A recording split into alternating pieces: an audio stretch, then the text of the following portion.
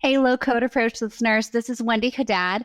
Before we jump into this week's episode, I wanted to let you know that we are starting to plan for the next season, and we want to make sure we hear from you on what is most important and relevant in terms of the topics that we'll be choosing.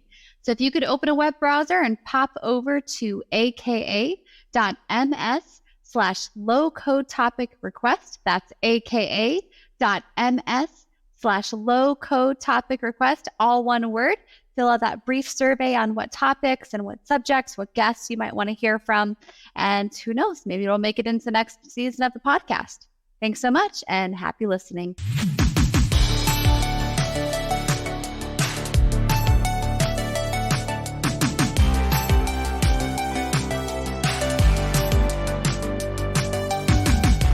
Hey everybody, welcome to a new episode of the Low Code Approach. I am the real Sean, not AI, and today I'm joined with... I'm Wendy Haddad. I'm a senior cloud solution architect and a former customer of Microsoft, and I'm joined by... Hi, I'm also Wendy Haddad, and I am joined by... You enjoyed that so much you had to use it a second time, right, Ken? I did. My name is Ken Aguilar. I am here with Sean and Wendy, and we have with us today, Wendy, please tell us who we have so I can stop laughing. Hey, we've got Lianne Zelsman on. Lianne is a senior product manager with Microsoft Digital, or as we like to say, Microsoft IT.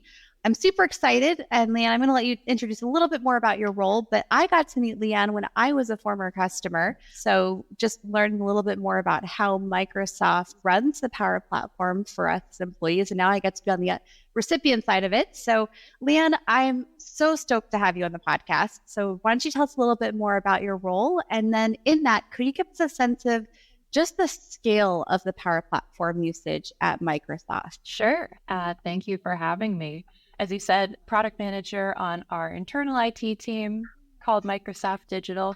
We are what we call ourselves customer zero. So we are first and foremost a customer of all of Microsoft's products. My team focuses on the usage, administration, and governance of Power Platform, along with some other product suites. Power BI is in that scope. Dynamics is in that scope. A lot of things within the M365 space. I focus pretty specifically on Power Platform governance. So determining who is allowed to do what, where things can get built, how they can get built, what rules we put in place, what product features we enable or don't enable, what toggles we're using, all the fun stuff. That's my team. So Lianne, how big is your team? So we have myself and two other product managers who are running sort of the internal Power Platform adoption space, but we also partner very closely with our internal security teams. So both of us sort of make up Microsoft IT. So they have their own suite of product managers, security architects who help us with a lot of the work that we do. And then we have roughly 3 service engineers who are our tenant admins, and they do all of the administrative work, all the service engineering work. They do cover more than just Power Platform. Their scope does go a bit broader than that, which is why I said roughly. And then we have 3 separate feature crews across both the United States and in India that do all of our software development needs related to Power Platform, Dynamics, Power BI, and other 365 products. So the ratio to maybe users, you got the 3 engineers supporting to about how many makers within the Power Platform at Microsoft? The number fluctuates. Right now, I think we're at about 50,000 or 60,000 active makers in our tenant. And when I say active, that is people that have logged in and done something within the last month or so. Obviously, Microsoft has a lot of employees, and we do allow all employees the ability to build using Power Platform. So that number can be higher at certain points during the year and lower during quieter times. So we know how many users, around could be working on Power Platform. How many apps or flows are you managing? Microsoft, to the best of my knowledge, still has the largest tenant in the world. We have hundreds of thousands of apps and flows in our tenant. I think last I checked, we were around 300,000 apps across our entire tenant, close to about 100,000 flows, all across almost 20,000 different environments. So we have a lot of stuff and there's a lot of things being built, which is why my team needs to exist, because there's so much happening at Microsoft with the Power Platform. And somehow you still sleep at night. So you must be doing something right on the governance side. That's really interesting to hear. And I think you mentioned some development needs. So do you have production apps built on Power Apps, maybe enterprise-wide solutions? We do. We have some custom self-service processes that we build to supplement a lot of what the product already offers. We like to make things difficult for ourselves because we find it fun. So we do build some of our own applications, some of which are built on top of Power Apps. We use Power Apps for a lot of like our request processes. So if someone wants to request approval for a specific item or to upgrade something that they are working on, we have Power Apps that are the basis for those approval processes that both myself and the security team use. We also have a lot of Power Automate flows that we're using to run quite a lot of our automation, a lot of our data telemetry, some of the analytics that we hook up to our inventory process, all built on top of flows. So our software engineering team does that. And then they also run some of our internal governance engine, which has some policies that we enforce across the Power Platform space and M365 space and all of that fun stuff. So Lianne, let's get into this, okay? Let's like really get into all of these things. So you have over 20,000 environments. How do you decide Yes, sir. on an environment strategy? What do you do? How do you classify these things? Do you have something that's highly sensitive? Do you have things that are public? Do you dump everyone into just one big bucket? What do you do? It's a great question. It's a hot topic currently, and it is something that my team is actively focusing on right now. We are right in the middle of actually shifting our environment strategy away from what our current state is and towards something that is very dependent on all the tooling that Ken's team is providing us and will continue to provide us in the near future. What we're trying to do is group together scenarios based on how risky or not risky the development may or may not be. So our goal, because we have so many things being built across all of our company, it's too hard for us to focus on every single possible scenario and try to customize governance to meet every possible use case. There's too much happening. We need it to be mostly automated. We want to use as many out-of-box controls as possible. So we kind of bucketize into three broader categories, and then within those three, there are sub-use cases. So the three broader categories are what we call personal productivity, individual-based productivity. This is someone who just wants to build an app or a flow for themselves to help them with their own productivity, but they're not collaborating with other people to build it. It's not being shared across the company. It's just for your own personal needs. So that's personal productivity type stuff. Somebody who wants to build an automation. Oh, my manager just emailed me, marked it red, and then delete it. Something like that. I don't know. Right? Exactly. I don't know, you could have a flow that reminds you every day at 1 p.m. to go eat lunch. I didn't make that up. I do know someone that has one of those. So it is something that people do. So those people, the personal productivity, we are trying to point those people to use personal developer environments. They are sort of like safety little play boxes where people can go and build items, but they're very locked down. We're using managed environment capabilities to restrict sharing, to restrict what you can actually do with the environment, and restrict the connectors and connector actions that are available in those types of environments. Those are the things that we deem the least risky. So we don't want to put people through all of our more rigorous compliance processes or make people jump through hoops just for their personal productivity stuff. So they're in that personal development box. Then we go up a step further in that risk spectrum, and we get to the team collaboration, the team-based development. This is people that are building tooling, automation, processes, whatever they need for their team. We actively encourage people to use Dataverse for Teams environments for this. Dataverse for Teams environments are managed and controlled at the M365 group level. So a lot of that governance is already in place because membership permissions, it's tied to the group, it's tied to the team itself. So we don't need to focus too specifically in our governance efforts on how to govern those.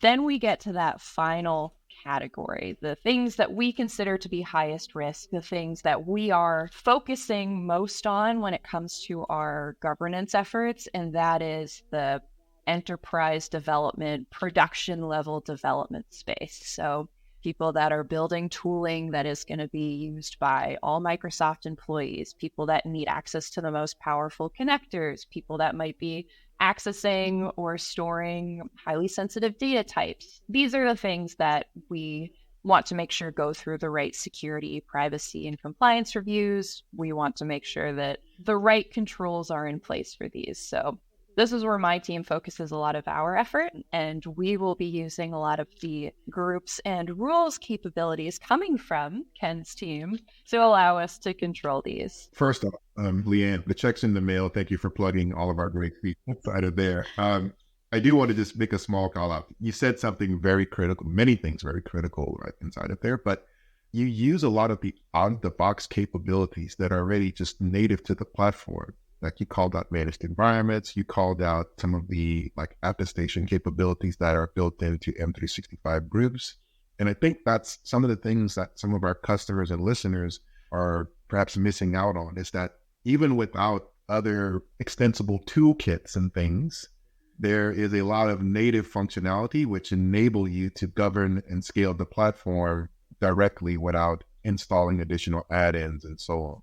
Sean or Wendy, anything you two want to add? Yeah, so you mentioned earlier there's 3 tenant admins, and you've got a team that works across the world on Power Platform, but there's multiple admin centers between M365 Admin Center, Microsoft Azure Admin Center, Power Platform Admin Center. How do you disperse those duties amongst the team? How is that managed so that way individuals know their responsibilities and their roles as it takes to manage Power Platform? It's a good question, and I'm not sure if my answer is the one you're looking for. So we have actually recently had a big focus on looking at governance and administration more holistically across Microsoft's entire product suite. Because all of our different technologies and products are so interconnected, you have Power Apps that are tied to SharePoint forms. You have Dataverse for Teams environments that are linked to team groups. You can have one of the biggest benefits of Microsoft is we have so many integrations between our own products, and they're so deeply interconnected. We found it difficult to silo our governance efforts. So we're looking at governance and administration more holistically. We're calling it our fancy unified governance effort. And that does influence how our service engineers administer the tenant. So like I mentioned earlier, they are very focused on the Power Platform administration side. But when we're talking about, okay, how do we control our tenant and make sure everything is done safely? It goes broader than just Power Platform itself as a technology, because some of the requests, or many of the requests that they frequently get from users is, hey, how do I enable this integration between Power Platform and this other plugin?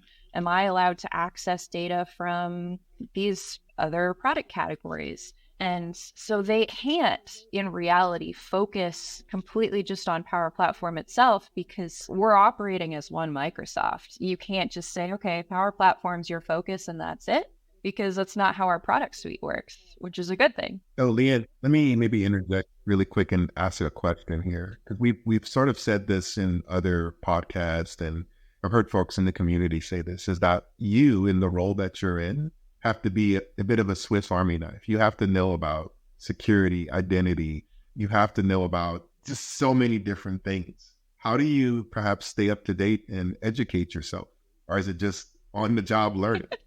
On-the-job learning is a big part of it. And I could only answer for myself. I'm sure everyone has a slightly different approach, but I like to read. So anytime there's a new blog post about a new product or capability, or even when there's conferences, I'm usually waiting until after the conference session is done and then reading the transcript or a Copilot summarized version of the transcript. So I allot like an hour of my day each day just to read, learn, make sure I'm caught up on all the new happenings in the space. That's how I like to consume my information, but I'm sure everyone is different. I have a team member that loves to go to physical training sessions. So I know a few of the different product groups at Microsoft put on trainings that are designated towards different personas of people. So there's trainings for admins, there's trainings for app makers, there's trainings for et cetera, et cetera. So they like to physically go to those and learn that way. I mean, just from being on your side of the table just about a year and a half ago, I think what you said was so important. A lot of times I'm working with customers now, they're kind of like, oh, we need a full-time dedicated Power Platform admin only. And the problem is that even like you said with training, right? Or staying up to date on updates, you're trying to silo yourself in a way that Microsoft, the product itself, Power Platform, is not siloed. So even if you are the Power Platform person, having at least a basic understanding of how it integrates and what's happening with those other tools and positions is helpful. I also want to just understand a little bit more, because these are some of the things that I think organizations are wrestling with at scale. The Power Platform is both amazing and scary, right? It solves so many business challenges, but it's scary to see so many apps. And so as apps and flows are scaling up, you talked about you can't monitor everything, but you don't necessarily care about everything, right? You don't care about those personal productivity. What about like reviews? Are you doing kind of attestations? What kind of responsibilities and onuses, other than maybe the environment strategy, are you putting on the end users? I know in IT, we often have like a security attestation, you've got legal reviews and privacy reviews. And so kind of talk me through the threshold, both of the initial creation, especially when you get from that personal productivity level to the other levels. And then how do you like reattest? Because I think sometimes even that's the chore, right? Is staying on top of it once you've done the initial attestation there. Yeah. So my team is forever trying to find the right balance between empowering and enabling employees at Microsoft to use Power Platform while still having the right amount of guardrails in place to ensure that everything that's being done is being done safely. Part of that enablement side is we only want to have controls on things where they're actually needed. So as we've touched on, if you're doing something that we deem to be less risky, we don't want to force you to have to go through 5 million different reviews just to get your app published. That would block people's ability to innovate quickly and actually do the work that's required for their lines of business. On the other end, we need to make sure that the right bar is set for items that could potentially pose more risk to us as a company. So we take a very risk-based approach when it comes to things like attestation and compliance reviews. Everything has its own internal risk rating, and based on how risky or not risky something is, we're going to push you towards the scope of reviews that is required for your item.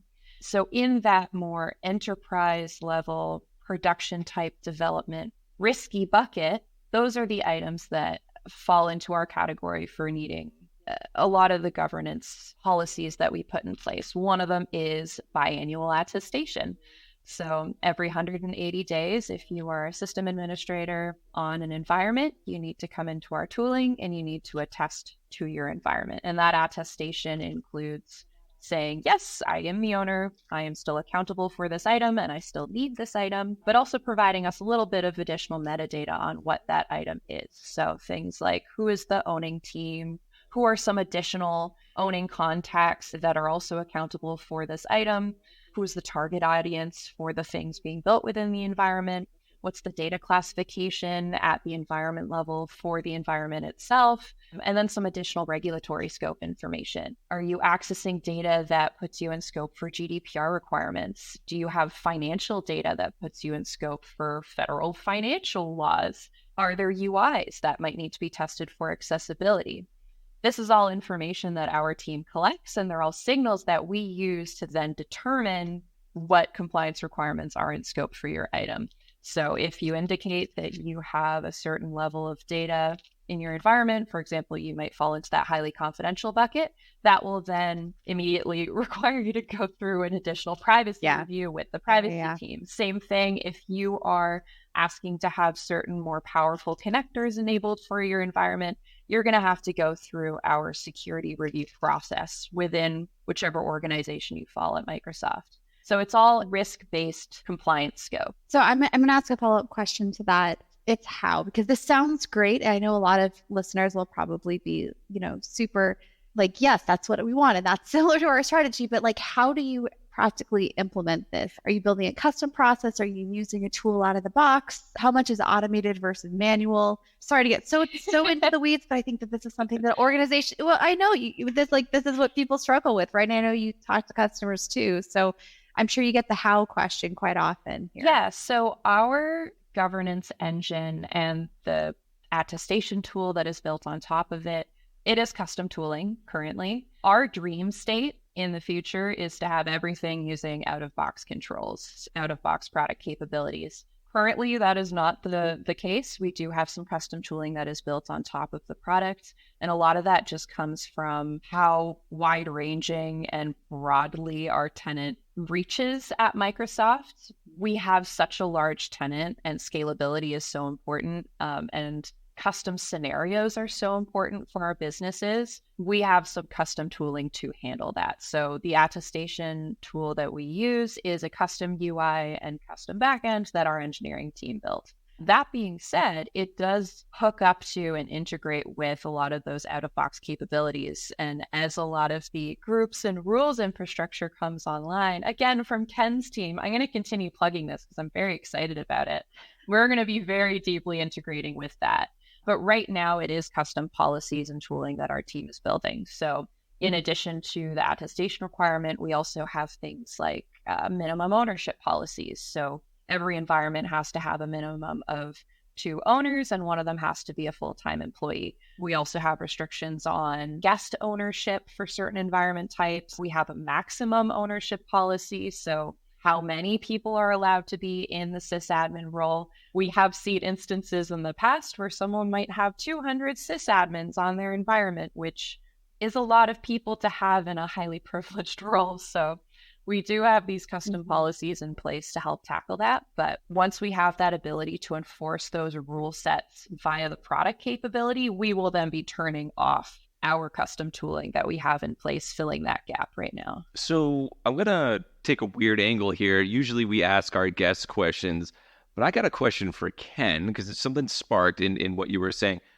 Ken, can you tell me more about some of the rules in the new policy engine? So I can, Sean, but I don't want to try and make any promises or anything like that. But what I will say is that Lianne and team are very much so a customer, just like everyone else that's probably listening in right here. And so much of the feedback that they give us is what directly influences the product. So one of the things that we can say right now is that Lianne talked about attestation. That's coming in the groups and rules. So that will eventually make its way in, and you will see the ability to apply and align attestation at scale through this brave new world of policy engines and so on. I'm stepping off my soapbox now and handing it back to Wendy. Actually, I'm going to take it over. I'm going to grab that soapbox. Actually, not for, like a rant or anything that we get from Wendy normally, but just a question. So, Lianne, you talked a lot about different rules and how you're approaching 20,000 environments. Your strategy for this, how often is that reviewed? So is it new year, new me, new strategy? How do you actually go about reviewing your strategy and applying changes? Is that an annual process, biannual process? How does that work? It is ongoing forever and always. The tech landscape moves so quickly. Software moves so fast. Everything is always changing. And one of the fun parts of my job is getting to react to those fast changes in the technology landscape. We don't have an official, okay, every 6 months we're going to sit down and look at our current strategy and see what we need to change. It realistically doesn't work like that. There are months where we're sticking with the status quo, and then there are weeks where maybe every day we're like, oh, we need a new thing turned on, or oh, we need to change this. The product changes so quickly.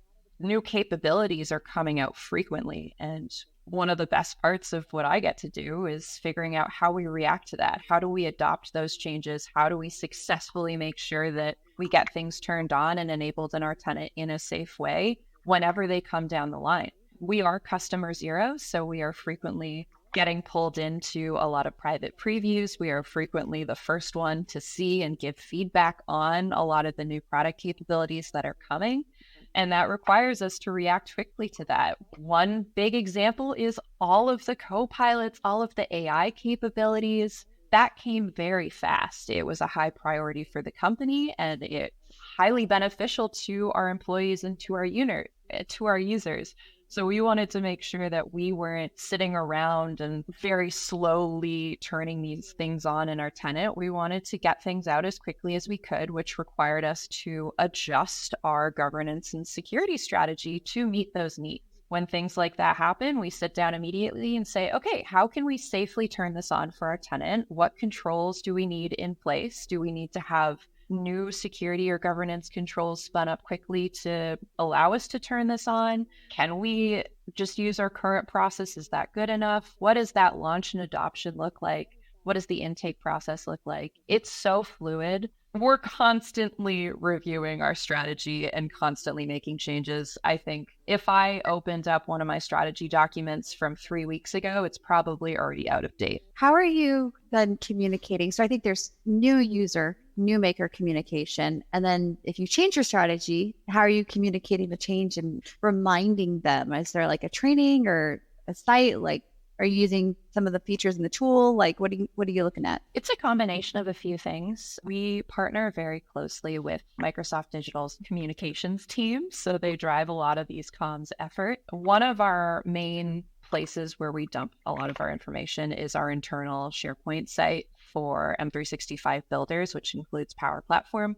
So anytime we are making highly impactful change to the tenant that users should know about, it is posted in the announcements section on our SharePoint site, and we have documentation, guidelines, instructions, whatever is needed to go along with that. When we are making changes that are directly impacting specific builders or users, they will likely get an email notification from my team saying, hey, we toggled this switch or made this change. Here's all the information you need to know about it. If you have any questions, please contact our support team. We're trying to find that right balance of communicating as much and as transparently as possible, while not spamming people with every possible little change. So some things only go onto our SharePoint site. Some things are in different community channels. So there's a bunch of internal communities in Teams and in Viva Engage. And then other things warrant a direct email to whoever owns the asset that is being affected. So, Lianne, you're saying many things that our customers, you being one of them, often ask and struggle with.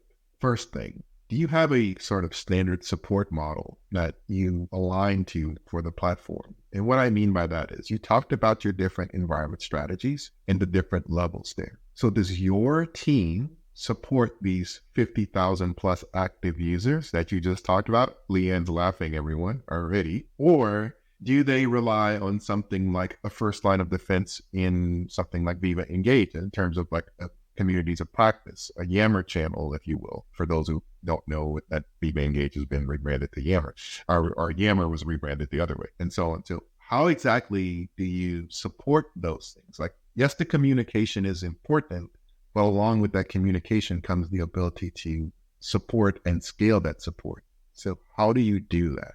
Yeah, so we have a few support teams and different tiers of support engagement. Because there are so many users across Microsoft, it wouldn't be realistic for us to rely on human-based support for each and everything. A lot of our strategy is very foundational with our documentation and with the resources we provide, with the communities that we engage with, trying to make sure that 99% of questions can be answered by information that we make available or by knowledge sharing between communities so that we don't even have to jump in. Obviously, there are instances where someone needs help with something or something is broken and they need someone to actually interact with. So that's where our support teams come in. The global help desk team, which covers support across Microsoft, across all technologies, not just Power Platform specific. They're sort of our first line of defense for this. So people can engage with the global help desk team, and then depending on the scope of their question, either get directed to the documentation I just mentioned, or then to one of our more specifically tiered support teams to help if needed. So Much of the requests do get routed through our front desk team, which is a vendor-based support team. There's currently one primary support contact and about half an architect's capacity, which covers roughly 150 to 200 end user support tickets per month around the Power Platform. So they take on a lot of the support effort that we have.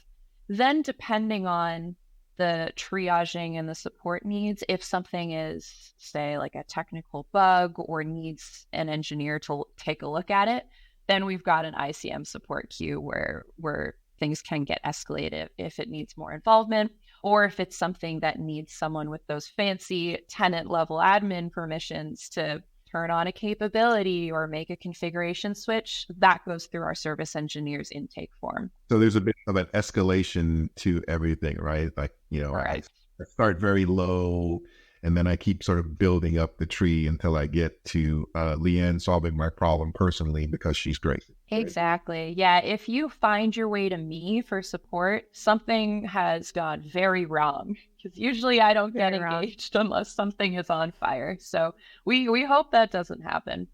We're also really trying to use a lot of the Copilot capabilities and AI capabilities, if, for example, chatbots, to help with support wherever possible.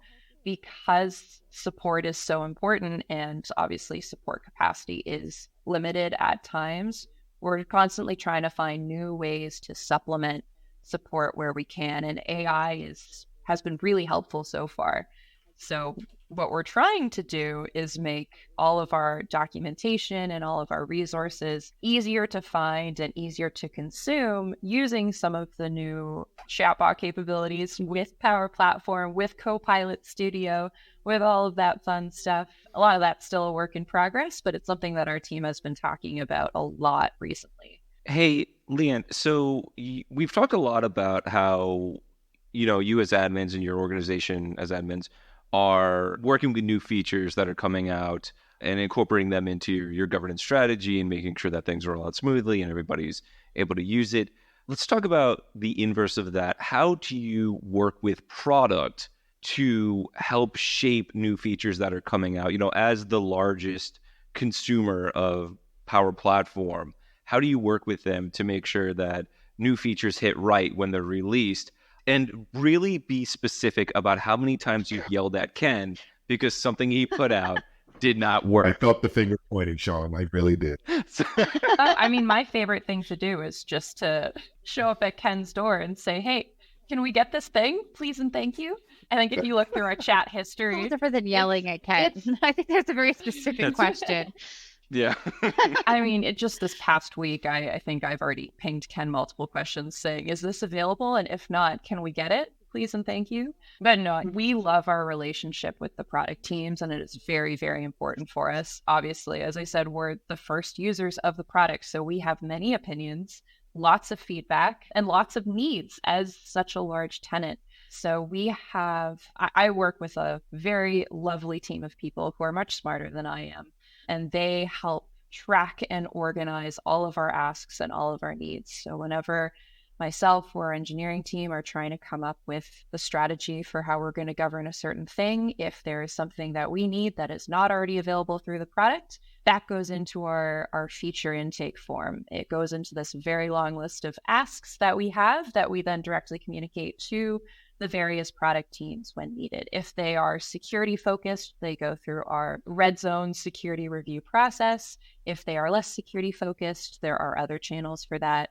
But we are constantly in communication with product groups. I think I have at least one meeting a day on my calendar where I'm meeting with some product folk to tell them, hey, can you make this update? Or we noticed this thing. Could you change how this works? Or could you give us the ability to toggle this at a broader level, or whatever it is? We send a lot of feedback. I annoy a lot of people, but it's also a lot of fun. It's one of my favorite parts of my job whenever there's new capabilities as well, where we have asked for something and then the team says, hey, we delivered this thing. It's ready for preview. Go test it and get us some feedback. And then we send them usually a very long list of items that either saying, hey, this didn't work for us and here's why, can you change this? Or this was great, can you expand on this further? And we work with the team on their roadmap, on the product integration strategy. It's a big part of being customer zero. I think that's so important. The fact that product is getting direct feedback from users of the product, as well as I know that you guys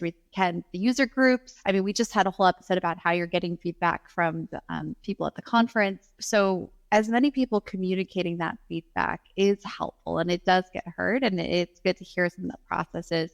As you're partnering with product, Lianne, I mean, especially at the scale that Microsoft is, how are you actually testing that or implementing it? Are you doing like proof of concept? To what scale are you doing a proof of concept? Can you talk a little bit about that structure with the behemoth that is Microsoft? Yeah, I can talk to that. And all of the credit goes to our very, very smart and capable service engineering team. Usually when there is a new product capability, we play around with it in one of our test tenants before we turn it on in Microsoft's corporate tenant.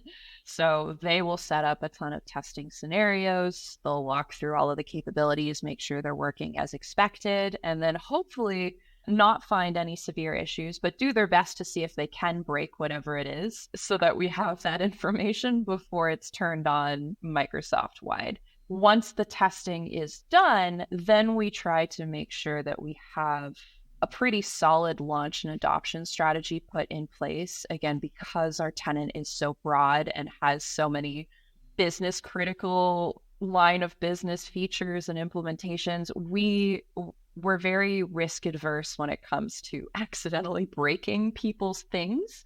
So when we are turning something on, we try to do it in a controlled way or in a phased approach where possible. So my team has a group of environments that we own, and we all have our own apps and flows that we're building. We like to be the guinea pigs and dog food as much as we can within our own tenant whenever possible. So a lot of times we'll turn on capabilities for a specific subgroup of environments that we have deemed to be safe to touch first. And then on the flip side of that, there's a group of environments that are deemed to be more business critical than others. And those tend to be the last to get these new updates once we've confirmed that we haven't broken things for other people.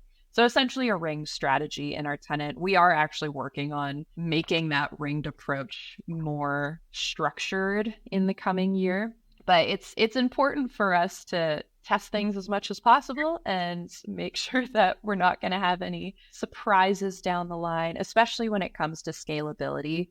Even if something works in our test tenant, as soon as you make that switch in a tenant that has millions of things in it, the behavior can be different. So it's always a fun learning experience when we do that. Lianne, you're dropping so much gold for the customers here, right? Or dare I even say probably platinum or something even more valuable inside of there. You mentioned the rings. Not every customer can or has a test tenant, even though many folks say, oh, do I need a test tenant? Should this, is this best practice or something like that? One of the things I always sort of tell customers is align what's best for you and your organization, but not necessarily following the standard document, if you will. One little quick thing that you called out was you do have rings within production, and you do slowly roll out features to specific environments, not, just all up.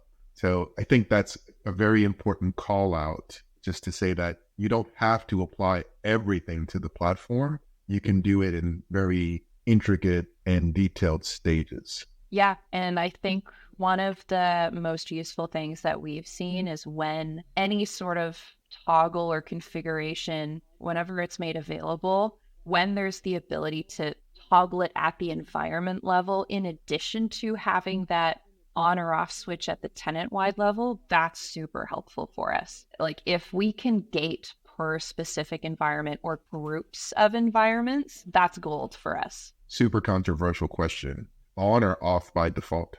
Off by default. I am team off by default. Hey, Lianne, thank you so much for joining us. Actually, one final question that just came to mind because I took the mic. To any new or aspiring Power Platform admin, do you have any advice for them that they can go and take away? Determine what your risk tolerance is based on whatever scenarios that you are trying to administer, and then go have fun.